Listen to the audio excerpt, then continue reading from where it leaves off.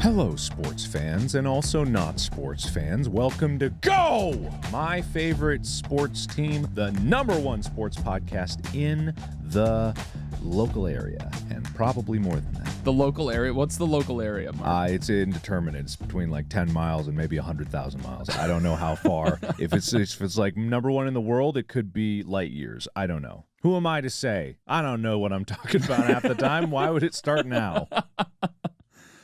Well, I'm Mark. Right, that's part of the intro. Remember when I used to give you shit about not getting the intro script right? And I'm like, no, it's complete nonsense. In a lot of ways, I focus on it in a lot of different things. That was a terrible introduction. Yeah, I was trying to pull that There's up a script, at the last thing. There, we wrote down exactly what it should be. Anyway.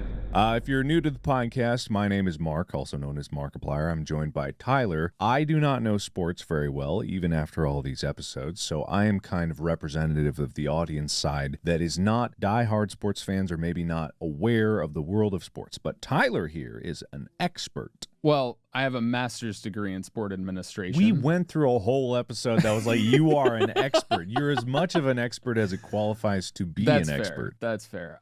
It's just very difficult for me to accept the term expert because, you look in the mirror and you're like, you're smart, but also like, are you that smart? Oh yeah, don't be egotistical. Yeah, it's like you look in the mirror, like you may be handsome, but don't think that you're smart. You can't be both. But he is. Everyone at home, he is both. It's stunning. Wow.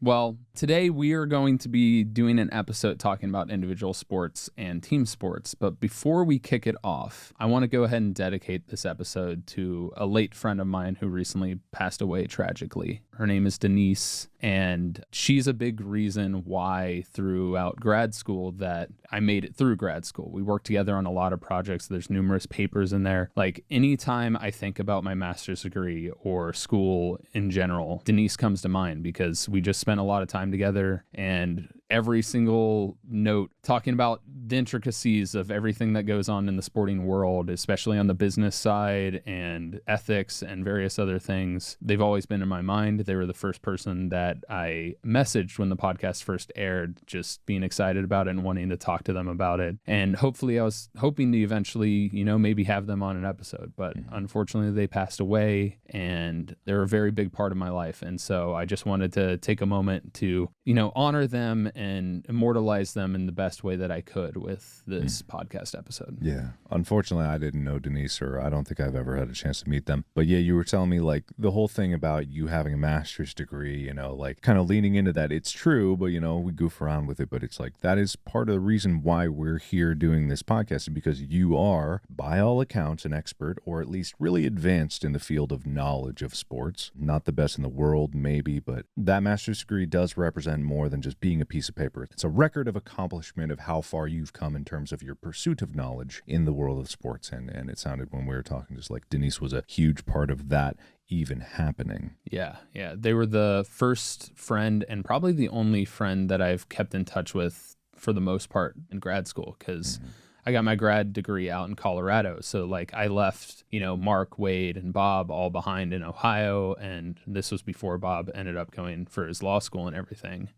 And I still remember distinctly listening and watching videos just to be like, hey, I'm kind of with my friends again, So it was a big part of that. And she worked in the sporting field. She was an assistant athletic director at a junior college, very prestigious junior college. And, I learned a lot from her, and hopefully she learned some from me. And unfortunately, that connection is a little bit gone now, but always with me and should forever always be remembered as a part of this podcast in some degree. And I think like it probably, I don't know what exactly the topic is going to be about besides like individual sports and teamwork, but I imagine it ties into that because it is really much like teamwork extends beyond just say corporate posters that are motivational to some degree, and team sports where you're all in a huddle before you go out on the field, teamwork extends to every facet of human life. There is no one out there, I think, that is listening to this podcast that has not at least had a conversation with another human. I don't know what point I'm making.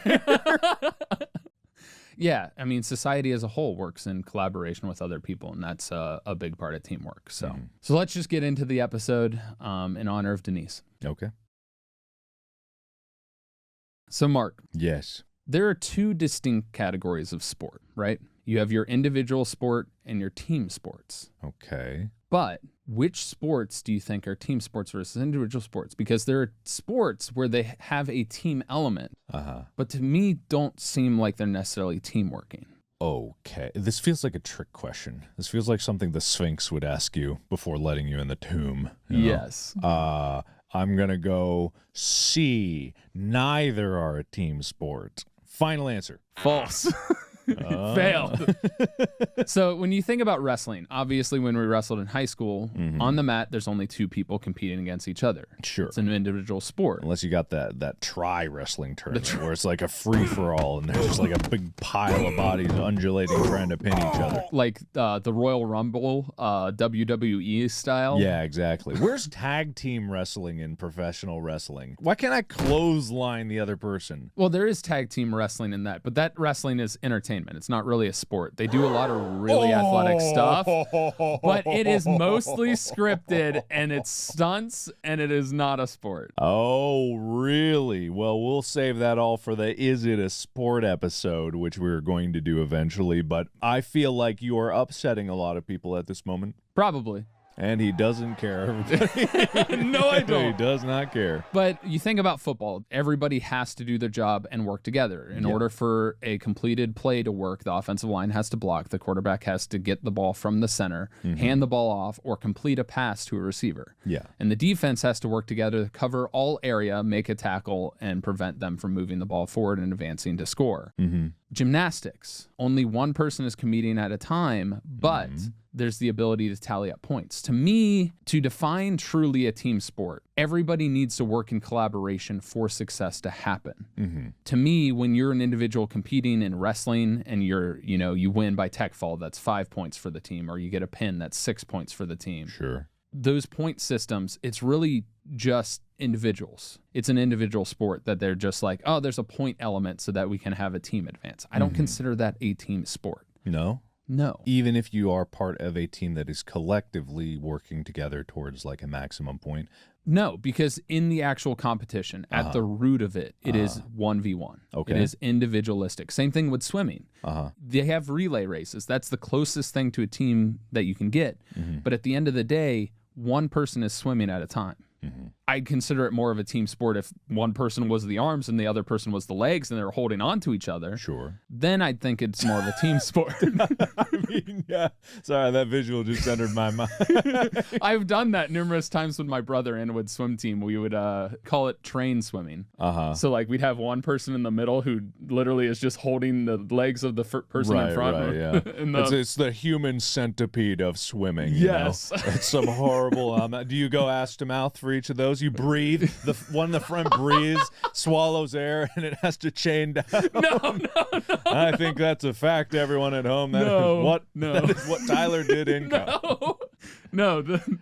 But the point I'm trying to make is like the team element of gymnastics, competitive gymnastics that we see in the Olympics, I don't consider really a team sport. I consider it an individual that contributes to the team by individual success. Okay, all right. Because when it comes down to the actual competition itself, the team in that aspect is an amalgamation of everyone's overall performance, but it is inherently individualized. It's like a virtual team. Yeah, it's not really a team. Like, I get the arguments that people are probably going to have is like they practice together, they work together, they push each other, improve each other.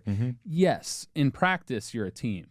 You're elevating each other so that you can each have individual success. But at the end of the day, you're competing individually. Yeah, so the definition clarification is it's not a team sport even if you work in a team at some point when you are training or doing the sport. Correct. A team sport is specific of like the competition itself is multiple people working together against other multiple people working together in the moment of competition, the match itself. Correct. So to me, the key team sports that I can name are like cricket, especially on the defensive side.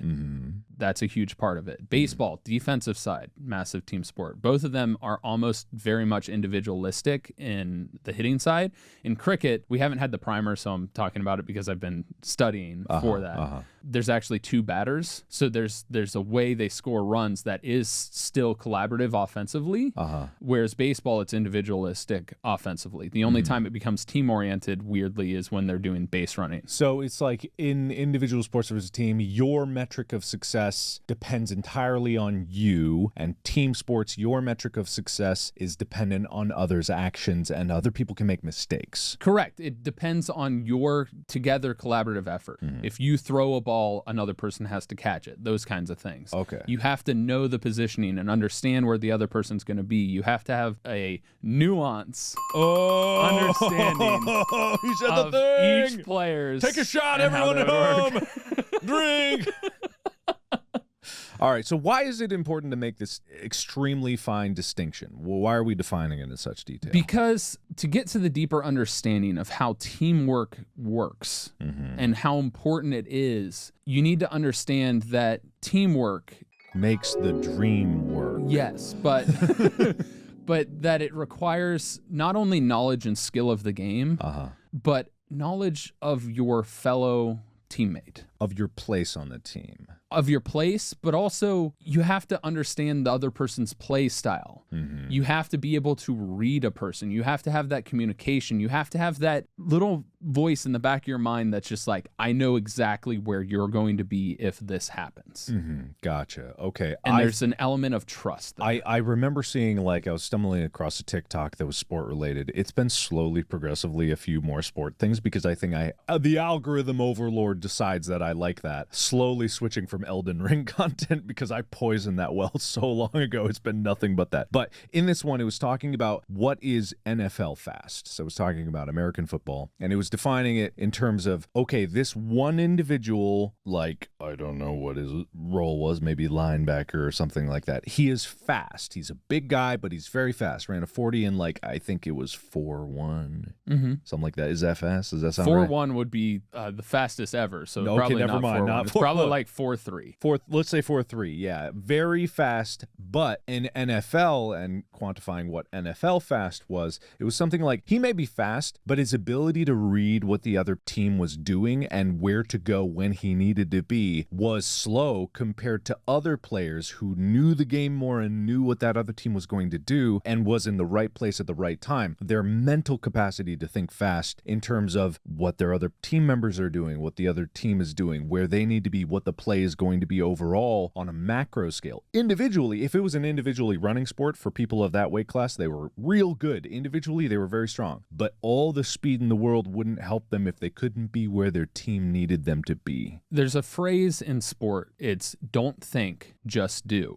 Top Gun Maverick. I mean, I just saw that movie recently and I loved it. Oh, it's so good. No spoilers, everybody. No spoilers, They but- fly planes in it. But before I get into that, yeah. are you sure it's you looking up sports or that your phone isn't listening in on our podcast recording sessions and being like, you know, to be perfectly honest, we could have a whole episode talking about how technology is listening to us. So you think we're surrounded by cameras and microphones at all times, and of course it would be foolish for us to think that they wouldn't be able to be turned on at any particular moment or used to listen to us. Facebook literally was proved to be listening in on conversations. It is not a coincidence that when you are talking about a certain thing and you see a commercial for that thing on the TV or on YouTube or wherever, especially Facebook, because they are eavesdropping in certain circumstances, but you never know when. But I won't talk about that right now.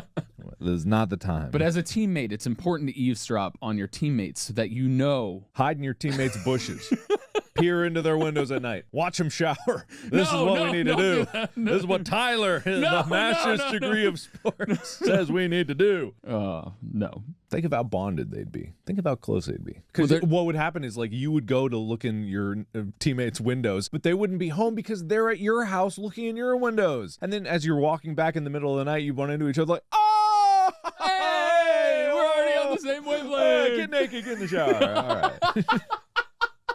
And that's teamwork. That is the definition of teamwork. No, but getting back into the actual topic at hand. Okay. First of all, we defined the team sports, right?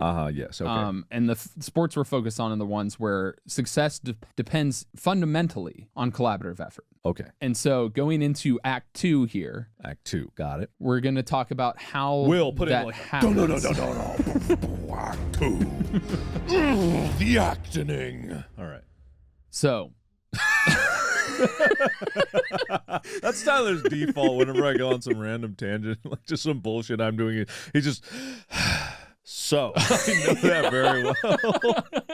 It's always the deep breath, too. It really is. It really is. I can feel it. Like the whole room, just the wind of it, just, whoa, God, it moves me.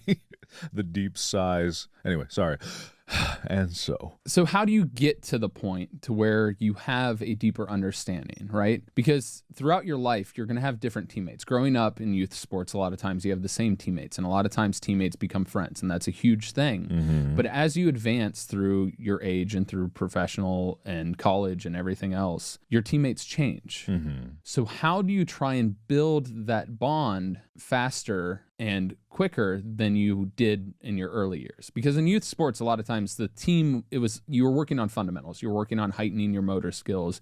You're working on advancing your skill, and you're doing it in the same place as another person. Obviously, you have conversations, and that's just the human dynamic. You want to interact with your fellow teammates. But how you make a team come together and how quick you can do that can significantly impact your success. So how teams do that is also important. What teams did I have as a baby? Are we talking just sports or like life itself? You can go into life itself. Yeah. Okay, what teams did I have as a baby? Your family. Wow, family is the first team we have? I would say so, yeah. Wow. I guess, I made it as a joke, but I guess it's kind of true.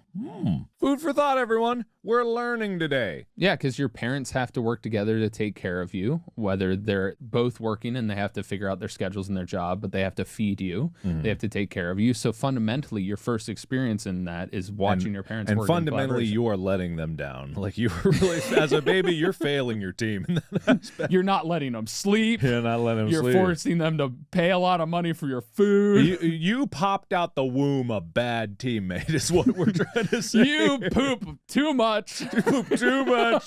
You puke too little. It's not good. Across the board, everywhere a failure. But you get better. Yeah. Mm-hmm. Growing up, you experience collaborative effort. Some people experience good collaboration. Some people experience bad collaboration. Some people don't have collaboration because they only have a single parent. Right. But even then, they have to collaborate with maybe babysitters or other people to help, take care of them. They collaborate with their parents, your grandparents. Family is the ultimate foundational team if we're talking about life. Every time you say collaboration, I think of like a, YouTubers collaboration. You want to do a collab? That's a team. You want to do a collab? Yeah, let's do a collab. Come on. When it's honest, that was a team. That was a team. It was a team. God, that was a team effort. But no, team. Okay, so besides getting into the profundity, that's a real word, profundity of the human experience as a whole, which I imagine we're going to circle back to. Let's sticking to sports. Come on, Tyler. Yeah. Let's stick to the sports. Well, Come on, back to the topic. Hey, I just rolled with the topic. No. Sports. Okay, teamwork, growing up as a human, learning from other people. Yeah. So in youth sports, a lot of times you're learning from the coaches more than you're learning from each other. But as you continue playing the game, you're a sponge. You're absorbing how both your team interacts and how the other team interacts. And you're learning the principles of the game to where you understand this person has to do this to get to here and what I need to do to be a part of that team. And the worst feeling in the world, and you discover this as you're growing up, is not letting yourself down necessarily, but letting other people down. And so when you're in that environment, you are working your darndest to be there when you're supposed to be for that person to be able to complete the play. So in baseball, if a ground ball is hit to the shortstop obviously has to scoop up the ball, but then he has to know where to throw it. Yeah. If the play's at second, the second baseman has to cover second base. If the play's at home, the catcher has to be there to cover home, and the pitcher needs to back up the catcher. Yeah. If the play's at first, the first baseman needs to be there, and the right fielder needs to be ready to back up if the ball's missed.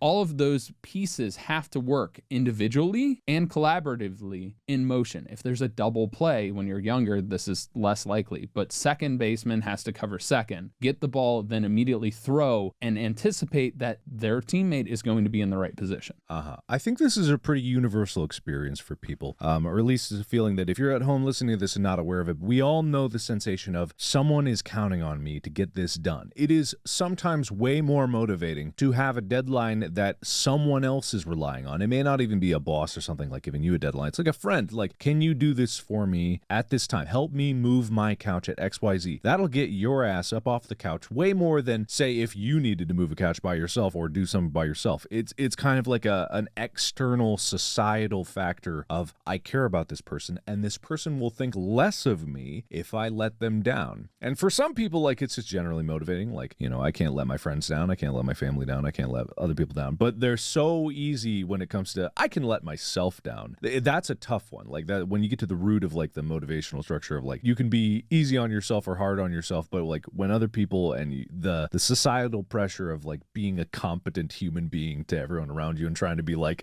I need to keep up the facade of a good human being for everyone around me so they don't think that I'm just a complete failure, you know? And so as many of that is like an illusion or whatever, it's like, it really is kind of something that everybody can relate to in terms of just like, I gotta be there for the people that matter to me. And so as you advance in sports, obviously it becomes more and more difficult as your teammates change. You have your practices together, and yes, you'll get into the motion of, yes, I know this person's going to be accountable and do their job, but there becomes a greater understanding of each other that needs to happen when you get into other sports.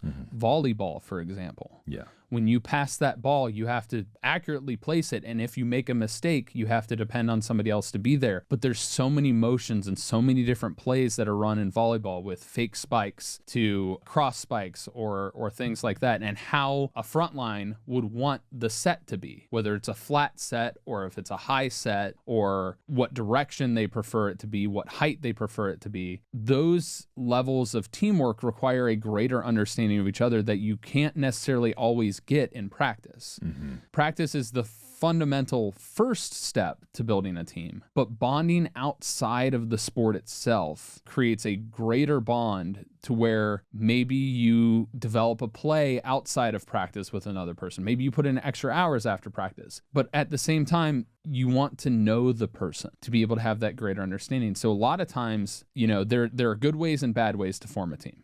One of the worst ways out there is hazing. Hazing? And me and you, I know we experienced this in wrestling. Yeah. Hazing is a negative impact where everybody feels awful, but it brings them together in a collaborative of like, yeah, we made it through that. Yeah. The tradition of pain and suffering that people experience. Like, yeah, I had to do it, therefore you. It reminds me, I think, have I talked about this on this podcast about the monkeys and the ladder and the banana? No. I haven't told you about this. So what it always makes me think of is, so they have, let's say, 10 monkeys in like an enclosure, and there's a banana hung in the middle of the room on a string that has a ladder underneath it, like a step ladder. And so obviously, monkey see banana, monkey see ladder, monkey starts to climb the ladder and to go for the banana. However, every time a monkey got on the ladder, they sprayed cold water in the entire enclosure. Think of like a sprinkler system going, like spraying all the monkeys, and obviously they freak out. And ethics aside, this is just something that happened back probably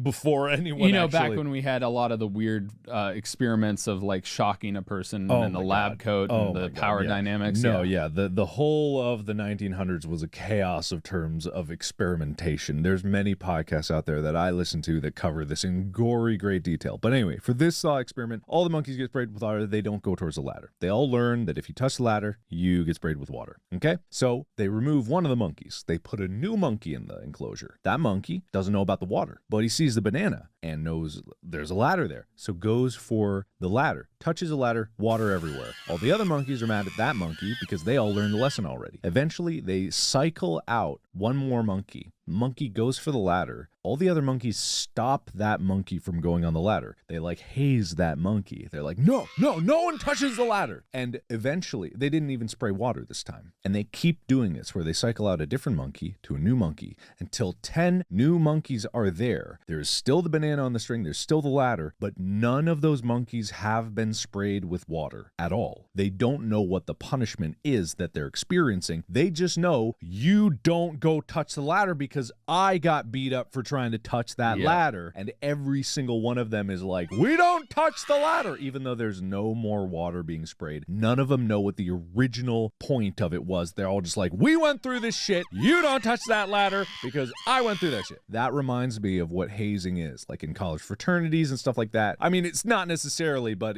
I kind of can see a little bit of a comparison there. Like it's the whole thing of like, I suffered, therefore you will suffer because I suffered. But then you're in it together. Yeah, exactly. And then we're in it together. Because you're on the same wavelength. Because then every monkey in there is on the same wavelength, even though they haven't experienced the punishment. Yeah.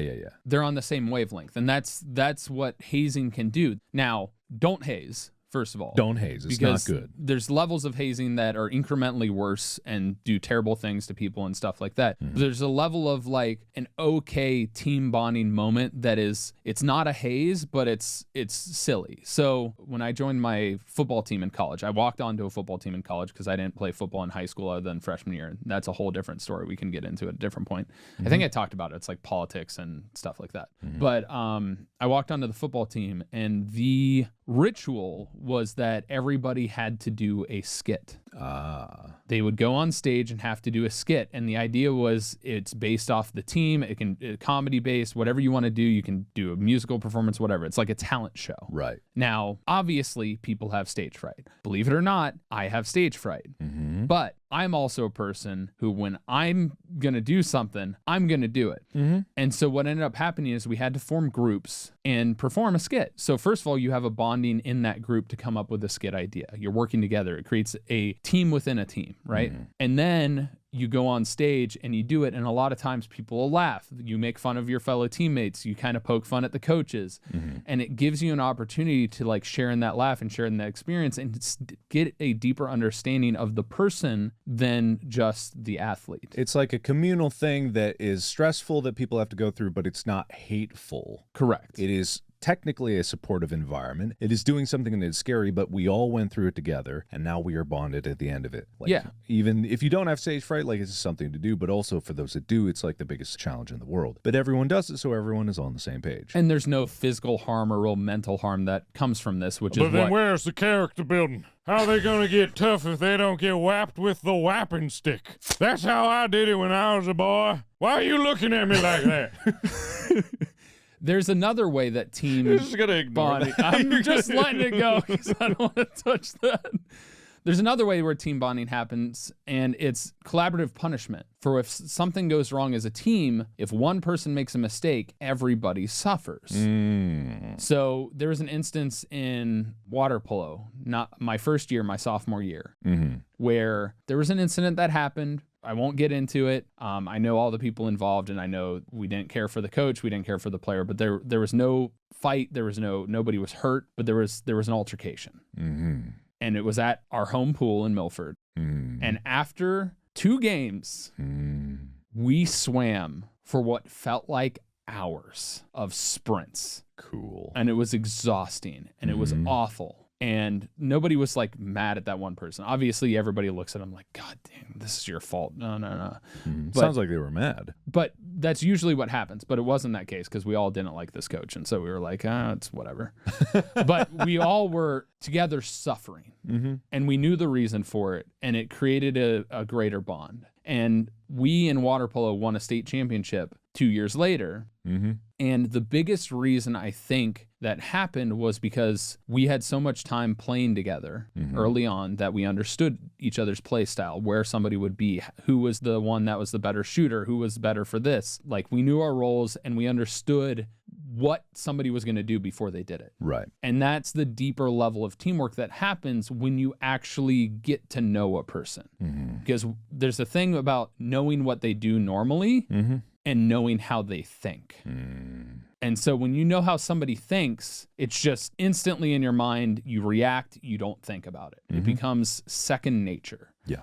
And that's the level of teamwork that gets you to the highest levels. And in the professional ranks, you know, Joe Burrow and Jamar Chase played in college together. Oh, yeah. I didn't know that they played in college together, but yeah, I always hear when they were talking about the Bengals, like them two together, working together. And I remember Jamar saying, or unless you were about to quote it. No, you go ahead. Who said something like, yeah, I just do whatever Joe says, and like, I don't even think about it anymore. He knows what he's talking about, so I just trust him, you know? It's like, he tells me go this way, I'm going that way. Exactly. There's no debate. There's no thinking. They had that connection from college to where that's why I think they had so much success this past season together. Yeah. So as you develop and as things happen along those lines, you get into the mindset of you don't think, you just do. And when you have that greater bond, you don't think, you just do. That person is going to be there. And it's there. And that's why when you get to that point with someone, let's say you and I, we know each other a long time, we have a pretty deep understanding of how we work, like each other works. That's why it can be so devastating to a friendship if, say, something goes completely opposite. When Tyler showed up at my house butt naked, like helicoptering his dick, that was out of character. I'm not gonna lie. It was strange. And that made me question a lot of things about him, where he was. Oh, I'm sorry. Are you embarrassed me telling no, the very true story? The very true story would be the time I broke into your house. Right, yeah. That was a fun one. But honestly, not out of character. I totally see that. Like, I can see the logic. Even that. But I'm talking like when you get let down. In all seriousness, like when you have a friend that you thought you knew and they let you down or in a way that you never thought they were capable of, that's one of those things where it can make you question everything. You suddenly turn around, it's like something I fundamentally knew to be true. It's really like profound, the intensity of what that feeling can be. I haven't felt it too many times in my life, but that's why I think betrayal is such a strong emotion or feeling or something like that. Not people blow up what betrayal is like. I've been betrayed, and it's like doesn't happen outside of like medieval times or whatever, things like that. But what I'm getting at is like those deeper understandings are very hard to build, and they can be very strong in terms of like forgiving, but they also can, like, when they fracture, like they fracture hard, and that's where I imagine teams can break apart, like shatter, completely go to pieces when a serious conflict comes into it of a once unified team just like exploding completely. Correct. And sometimes that's why when they talk about like somebody who has a deep impact on the locker room is such a big deal in the NFL or professional sport, because it's not only that, you know, they're the player, but they're the ones that hold people accountable. They're the ones that, you know, make it fun. Because a key part of sport is if it no longer becomes fun and becomes monotonous, you're going to not have the same kind of reaction because you're thinking about other things outside of the game when you're playing the game. When you're having fun, you're just playing. You're just going. Yeah. And so a locker room mentality where there's less egos, everybody is on the same page. Nobody is whining about not getting the ball or whining about, you know, this person screwed up or pointing fingers. That's where locker room personality is huge. And that's how you get a deeper bond and a deeper motivation. Like, that was the biggest thing for the Bengals years ago. Before they were able to make the Super Bowl this year, there was a huge change. The coaching staff changed. A lot of stuff changed there. And so from an outside perspective, you're like, oh, why aren't they successful? They have all this talent. They weren't feeling as equals. They weren't feeling as a team possibly. And so like when I know Carlos Dunlap talked about some stuff, some people left because they were like, this doesn't feel, I don't like this environment anymore, because it changed. And the dynamic in that locker room changed, and that's fundamentally, it starts from the top. And so Zach Taylor, who's the head coach of the Bengals, had to make a change. It's the same thing that happens in high school and college. Is sometimes when that change happens, fundamentally it breaks apart that team because they don't have that same bond. The play calling, the different things that are happening, they don't know what the coach expects. And they do it a different way, and then the coach is trying to correct it, and so it just fundamentally breaks them. And that's the same thing when a big ego comes in that's like, I'm the greatest of all time. Why aren't you passing me the ball? Why aren't you handing me the ball? Why this? Why not that? When the I gets inserted into a team, when you have a superstar that is that egotistical, that it's about their stats and their stuff, the team mentality starts to fracture. Right. I would equate this. Now, I don't have much personal experience with, but I was at a drive-thru. Hold on. Like, hear me out. I'm letting you go. I'll let you read this. It was actually on the way here, and why I was late. I was at the drive-through, like just down the road there, and what blew my mind is like there was only one truck in front of me, right? One truck, and I was up at the speaker for the drive-through, and I'm like, I'm just gonna get a little thing real quick, and then we'll record some episodes here. But this guy just sat there waving his hand into the window. I couldn't hear what he was saying, but clearly it was very animated. And then I started seeing on the screen more orders popping up at the drive-through screen, and I realized this guy is ordering more, because then he starts like looking at receipts, does a thing where his receipts out the window, like, look at this. And what happened was I waited there for 10 minutes. 10 minutes. I had multiple people come up in line behind me, wait for 2-3 minutes, and then leave. That happened to 3 different cars that came up behind me and left. And then after 10 minutes, I said, fuck it, I'm leaving too. That one egotistical guy who thought his time was so freaking valuable cost that business 4 other cars of customers. Didn't matter how much he ordered. There's no way that he was going to order as much as 4 potential people there. The only thing, reason I'm talking about this is it reminds me of things like that, where you have this egotistical guy that's part of a company or a team or anything like this and has so many demands, like the like a cliche of a Karen or anyone like this, is they think that they're so important they rob everyone else from the experience of what's occurring. And in a team, I imagine it's the same way. The overall team is less effective when they have to cater towards a certain person's individuality, especially in team sports, right? Is that what you're getting at? Was my drive-through analogy kind of it was kind of on base. It was better than usually. On base! That's a baseball thing! Yes! Ah! All right, anyway. I'm trying, man. I'm trying to understand.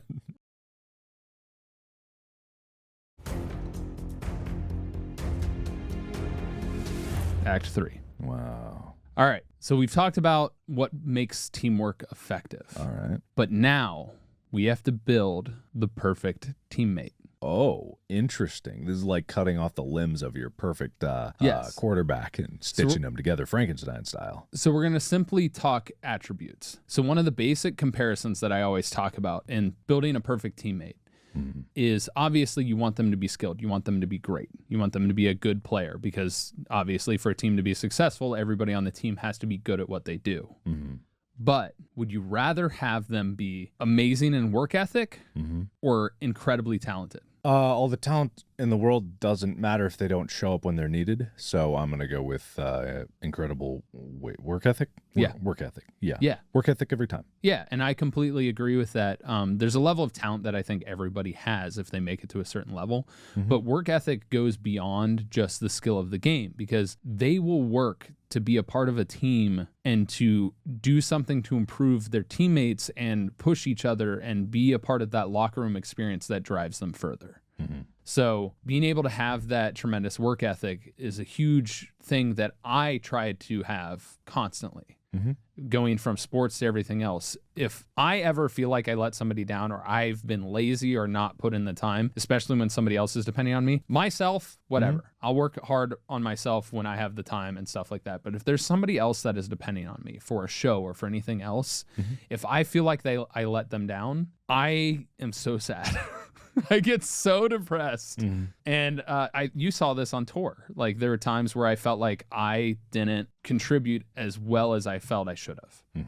Or I wasn't my best on this day or anything like that. And it had nothing to do with my effort. My effort was absolutely there, but I will always, and it's awful. It's probably my biggest demon, is feeling like I didn't give enough or I wasn't good enough. And so, like, I work incredibly hard every single time. I mean, even in Space with Markiplier, I felt so bad in that opening hallway scene. You guys have no idea. That line is so simple, and I screwed it up so many times. But I kept telling you it doesn't matter, because we could just replace it with whatever take you get it right, because the audio is malleable so long as you look like you're saying it. Because you're covering your mouth anyway. I know, I was whispering, but it's all good. No, I totally get that. Yeah, it is Yeah, so that scene, I was so nervous. It was the first one on set, and I naturally use the word attractive instead of handsome or beautiful. Yeah. This is completely off point, but because it's more universal. And so I was like, yeah, I'm attracted. And I'm like, crap, that's not the line every time. crap, I'm attractive. Oh, no. That's how you mixed up the line. I am so handsome and or beautiful. Oh, no. I mean, in all fairness, Jordan is quite a handsome man. So That's a handsome man right there. He's got a thick neck. For those of you who don't know, Jordan was the one behind the camera, well, wearing the camera for In Space with Markiplier. So that's who we're talking about. Yeah. So, but now getting into stuff outside of just adjectives.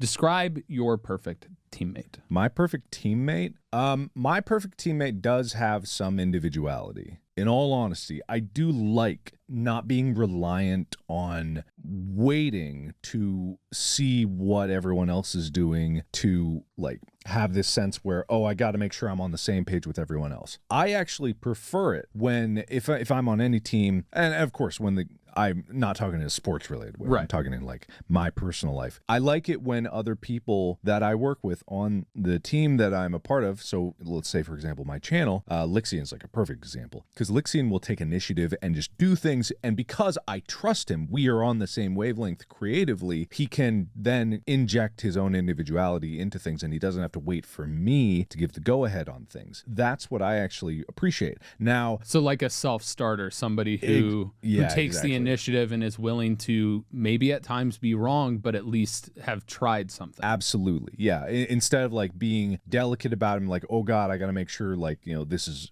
perfect or right or something like that. I like people that try things because I'm a more chaotic type of creative person. I don't really adhere to like super strict schedules and stuff, or I don't do anything unless I have a clear passion for doing it. And so when I see that in other people and the self-starter aspect of it, it's really inspiring to me, because that will get me being like, oh shit, I really like that. I want to run with that idea. I like people bringing it to me, even if but this is different, right? Because in technically the team of my channel, I'm at the head, so I'm a leader of sorts. So you'd be the captain. I would be the captain. But even as the captain, I like people taking it in their own direction, even if I have to reel them back in every once in a while. There was an example, the thumbnail for a highlight on the Distractable YouTube channel, not to mention that disgraceful Neanderthalic channel. Are you talking about Bob's Fridge? No, I'm talking about we started doing custom thumbnails for highlights. They're really well done. They're done by the same animators that make the animations. But one of them was like, Mark has the sex talk, and it's just the thumbnail is vulgar. Let's just get that honest and out there.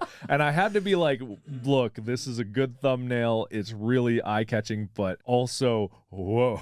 If YouTube doesn't take it down, it can stay up. But I'm like, just like, okay, a little too far. But I'd rather someone go a little too far and reel them back in than try to limit their own creativity. You want people to take risks. Exactly. I want people to take risks, and I'm willing to suffer the consequences of a bad bet, as opposed to not having the potential for them to reach farther. Okay. Yeah. That's what I like. However, obviously, for my purposes, we all do have to be on the same page. Eventually, I just like to be surprised every once in a while with like what people do. And I don't want to ever act as an impediment towards other people's outlets of creativity. I think that speaks really well to like the improv training, because the first thing you learn in improv when we're training, obviously we have to tone it back a bit, is just do.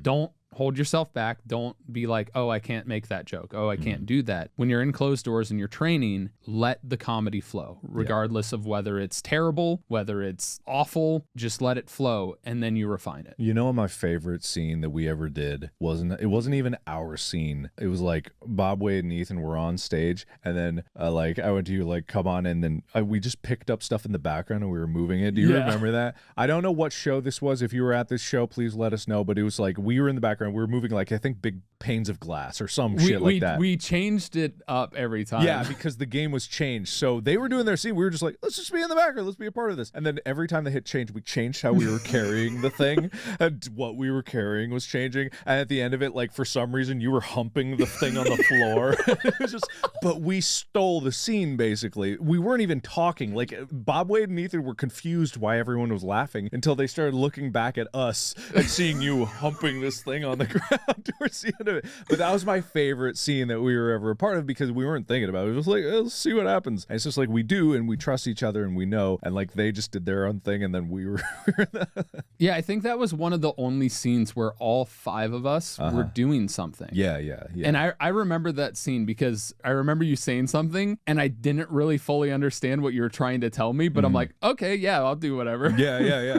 Just like pick up this invisible thing and let's act like we're carrying it. But no, it turned out super well. But yeah, that's an example of improv team. You know, it's just like having other people you work with. It's universal, and I imagine you're going to circle this back around and talk about like this is a common human element. Being in a society with other people, you are never alone. You are never working by yourself. You are always standing on the accomplishments and efforts of other people that have been there and have touched your lives indirectly in ways you will never comprehend. The roads that you walk on are paved by other people's efforts. And that's me. I mean that like literally and metaphorically. The paths that you can walk on, like being a YouTuber, like there are roads that have been paved by efforts of other YouTubers who have worked for it, YouTube itself, like building infrastructure, Twitch streamers, like guidance. Technology has been molded by people that want to do certain things in sports and in like streaming or in every aspect of life. Like entire businesses are built around how people choose to use things, or industries that are made just because other people decide to try something differently. Look at the equipment that we are surrounded with. This device that we're recording this podcast on was made specifically because podcasting became more popular, so the tools to do it have become more accessible. And in sports, all of these accolades and achievements that other people have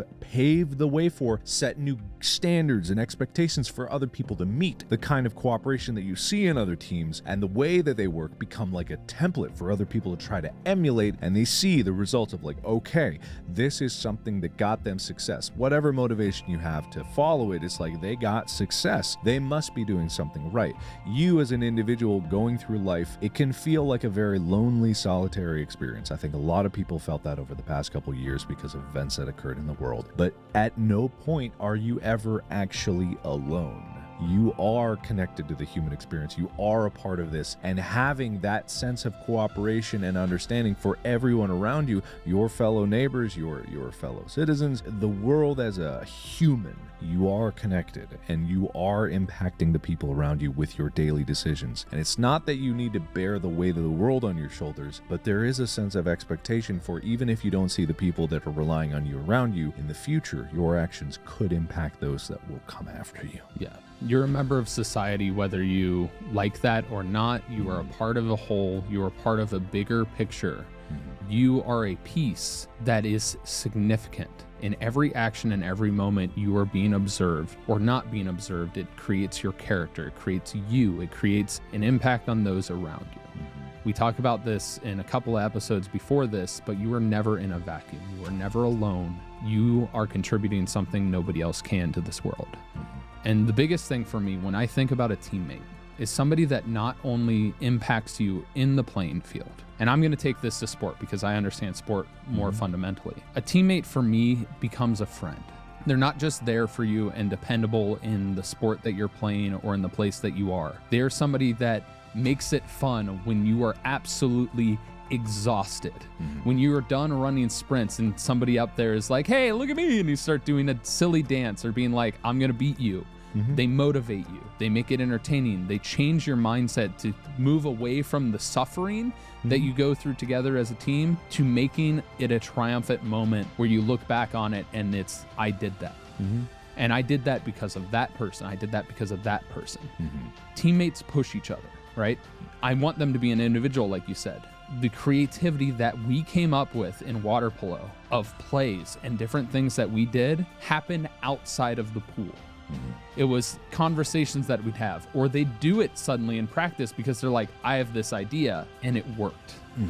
We would not have won a state championship if not for the bond that all of us had with each other and trust we had in each other to fulfill our roles, but the creativity of just go with it. That's what I loved about improv. That's what I loved about tour. I could depend on every single one of you guys on stage that if I made a joke and it didn't land, you would elevate it and make it better. Or vice versa. When something happened, you'd be there. Yeah. And I think like it's a common out. For me, it's actually like they don't need to be a friend to be perfectly honest, like I am fine with working on teams of people that I do not like, but not liking someone or disagreeing with them is not a fundamental basis for not seeing the value in what they can bring to the table. Correct. I'm not saying they're like a friend that you hang out with all the time, but the level of understanding and the trust and the relationship you have with them is like a friend. Yeah. Like when you're having a down moment, they're going to lift you up. Yeah. A lot of times that happens just in practice. It's not that you're hanging out outside of practice. It's that when you're doing something, it's like they elevate you. And so like they bring their own knowledge. They bring their own skill set. They have a semblance of confidence, but not an ego. They make it fun. They know when it's time to hammer it home and they know when it's time to goof off. They're the strength to your weakness. They're a motivator. They're an inspiration. Every single person you meet is an inspiration, and they're not afraid to give you a part of themselves in the process. And as I continue to talk about this, all I can think about is Denise and working on the papers together and the times we goofed and everything that we did together. And I don't think I've ever had a more perfect person to work on projects with than I've ever had. And I got to play rec sports with her and stuff like that. But at the same time, like at the core of a perfect teammate is a good, wonderful person, regardless. And so I see that in my friends every day. I see that in the people that I get to work with on this podcast and everywhere in the stretch of this world. I look back on my teammates from youth sports and on, and the impact that each one of them have. I have a piece that has shaped me from every person I have met along the way. And that, to me, makes every person that I meet, whether they're still here or gone, immortal. That's very profound. That's very big.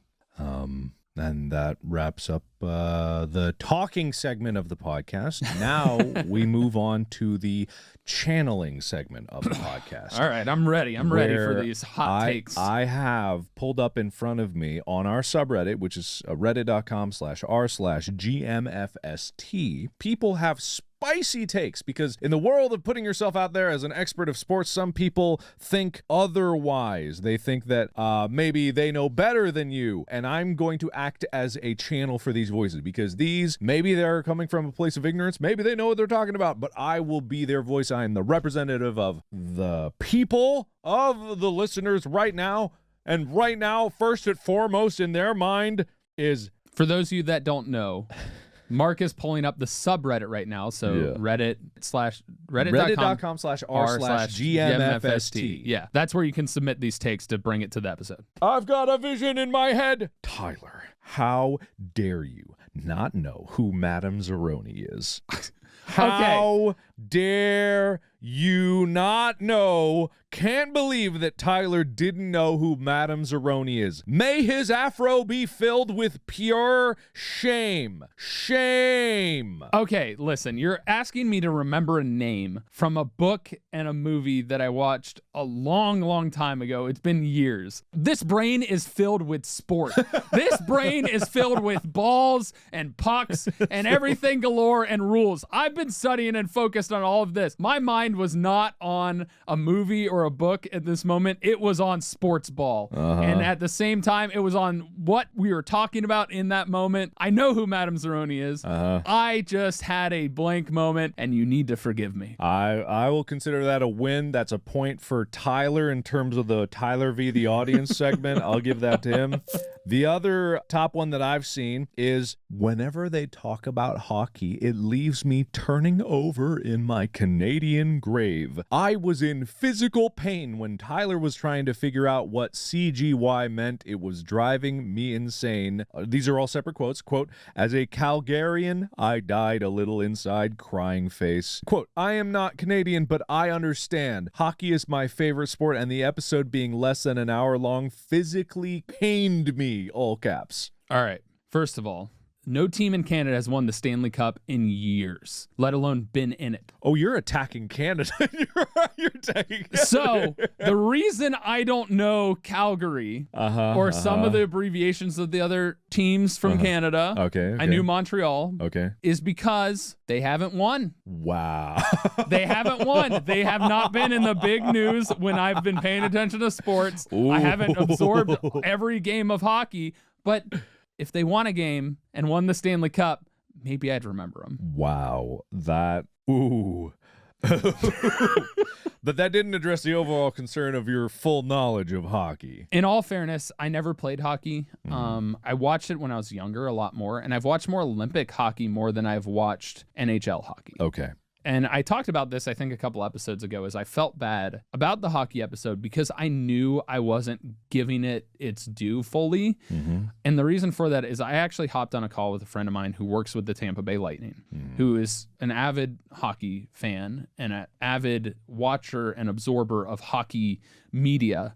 And I had them coach me up and teach me. And in all fairness, this is Mark's fault. Whoa! Mark had to push back our recording date. I had scheduled my education day the day before recording. Okay. And Mark was like, hey, I can't make it. This came up. This other thing came up, which is fair. It's my fault that I didn't refresh myself before we actually recorded that episode. So, yes, my knowledge of hockey is lacking. And yes, I should have done better. I'll take the loss on that one. All right, okay. I was about to go into a tirade. If you're going to blame Calgary for not winning, for you not knowing who they are, you're going to blame me for you not knowing that.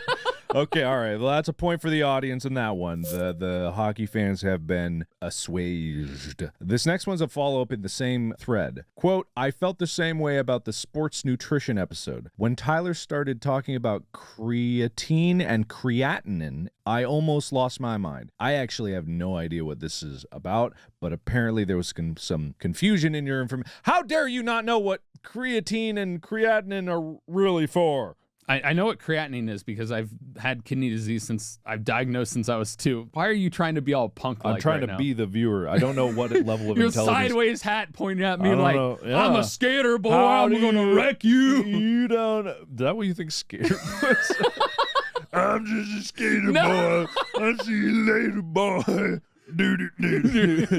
Anyway, what is okay? So you do know creatinine. Yes, and I know it. I'm only going to give you a point if you can tell me what creatinine and creatine are. Okay, so creatinine is the byproduct of protein development in the human body. Okay.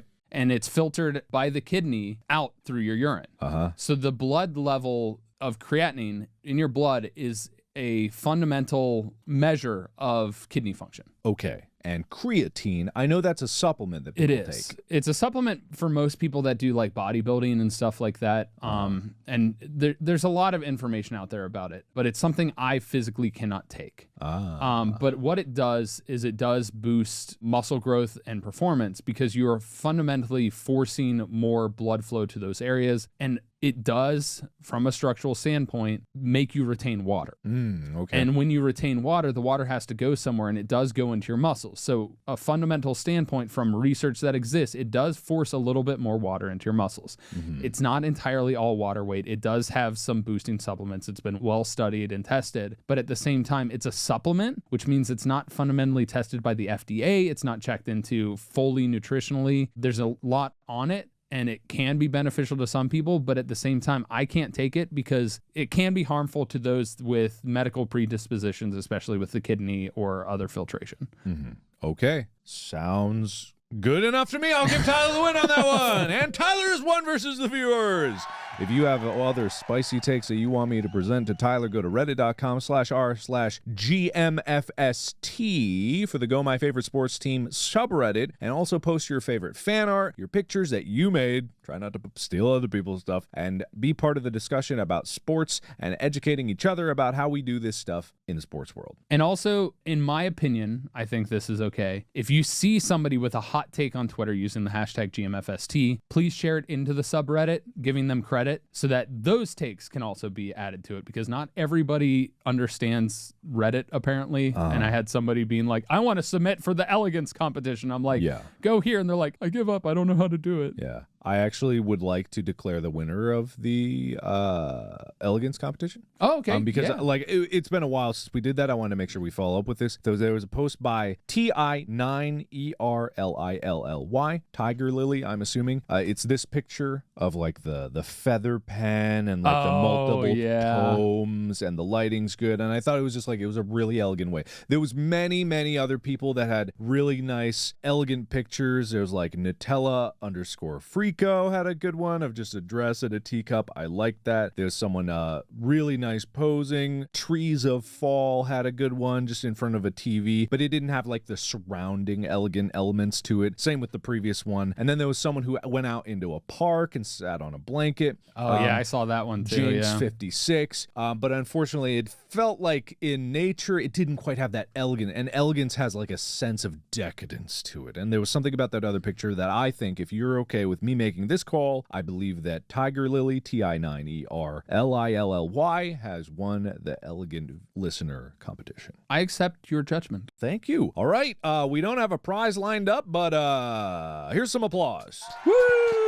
And if this is unacceptable, please let us know. Once we get merch, we'll send you some merch. How about that? Yeah, we'll have to figure out how to message. I don't know if Reddit you can DM on Reddit. I think. Okay. Yeah, I think so. Most platforms have DMing, so. Yeah, social media. But anyway, I think that wraps it up for this episode. Yeah. Anything you want to say at the end of this? Subscribe to Markiplier. It's Join the Markiplier team. Subscribe, like, subscribe, and share. No. I've actually, one of the things that's recently I am quote unquote interning at Corridor Digital, and that is a new experience because I am suddenly part of a team where I am not in charge of the team, and it's a great experience. Like most everything I've done on YouTube when I'm working with other people, I'm usually the one that is leading whatever that project is, whether it's space or heist or date or something. Like it's there. My name's in the title, like it's there. So it's really nice to be a part of a team environment where I can lend my knowledge and expertise, and I can learn from these other people and their VFX specialized people. I can learn so much from the way that they approach their work. I can see how they work together. I can see some of the efficiencies, the inefficiencies. I can lend my knowledge here and there where it fits in without trying to step in too hard. But really, it's just been a really nice experience to be a part of a team where we're like everyone's on an equal footing for the most part. Yeah. Mm-hmm. I think my closing words are just please, if you can, just send some kind words to the universe, or you can share them everywhere, and respect the privacy of Denise's family. She leaves her parents and her husband of 1 year. So please send them all the love in the world on social media. I can send all of your kind messages. I've been getting a lot of people being kind towards me after losing a friend. And so all I want to say is respect their privacy, respect their grieving process, and just send love out there. And remember, at the end all be all is, sometimes you haven't talked to somebody in a while. It's never too late to reach out and reconnect. It's never too late to make sure and let people know that you care about them. And it's better to do so sooner rather than later. And so, but if you want to check me out, I've been on this also really cool show over on Roll For It. It's like Bridgerton. It's a drama, scandal, romance from the 1800s. Please check that out. I don't want this show to end. It's so much fun. And but send all the love in the world to Denise's family. That sounds good. Well, thank you everybody so much for listening. Thank you, Tyler, for your expertise here. If you have any problem with what Tyler said about teamwork, especially the team sports at the beginning, that's a team sport. That's not a thing. Let us know. We'd love to hear your arguments about it, or I would anyway. Tyler might not love it, but he will hear it nonetheless. I will channel it through us. So, thank you. Just remember to subscribe. All of your listens are helping to support this podcast, support our mission of helping more people understand sports. Those that like sports, don't like sports. And we've got a lot of cool stuff in the works as far as like special guests, live streams that we're going to do. We've got a lot of fun stuff in store. So be on the lookout for that. Merch and the YouTube channel soon. Very soon. I know people are like, where's the YouTube channel? I need it. Oh, I mean, it's like the same, pretty much same content, except for the Butler video and whatever else we got going on. So thank you everyone for listening. Have a good one. Farewell. All right, bye.